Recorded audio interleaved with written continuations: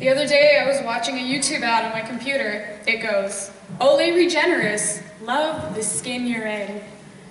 Okay, of course it's easy to love the skin you're in, white narrator, when your body is in a battleground of post-colonial beauty standards enabled by the people you love the most. How can I love the skin I am when I do not reap all the benefits of passing, but have to watch my friends suffer the worst of colorism? How can I love the skin I am when I'm used as somebody's skinspiration? How can I love the skin I am when my body hair is enough reason to humiliate me? How can I love the skin I'm in when a girl in my freshman year English class still has to lie about bleaching her skin? How can I love the skin I'm in when I use the skin to feel like I've won?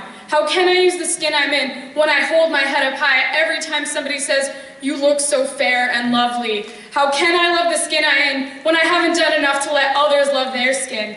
How can I love in a world where my skin defines everything? This is the second piece, hair.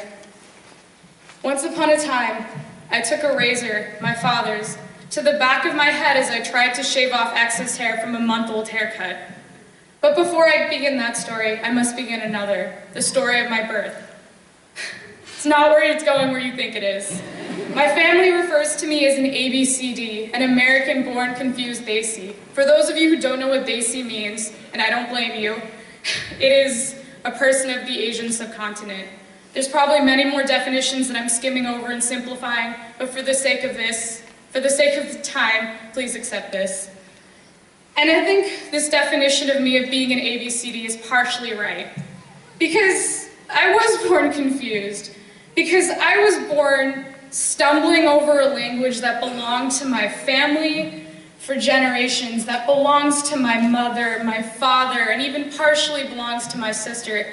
But it is a language that cannot be farther away from this tongue that I was born with.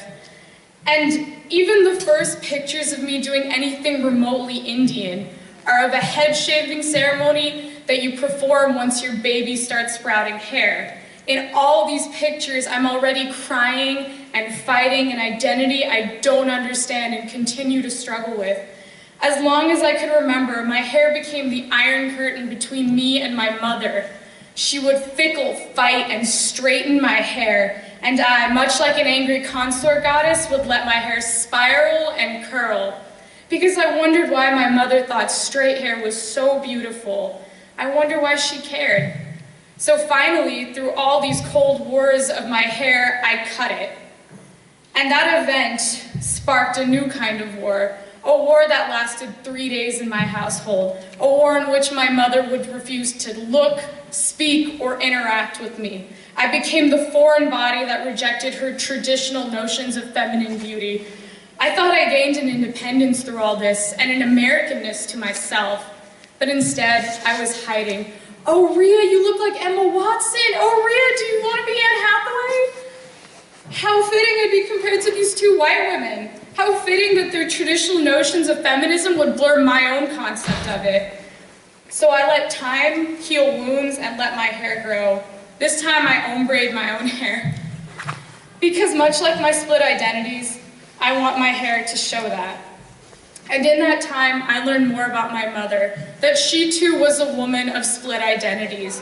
A woman with such strong will, she conquered oceans to start this new life, to be a good wife, but also the woman whose fears leave her in bed for days.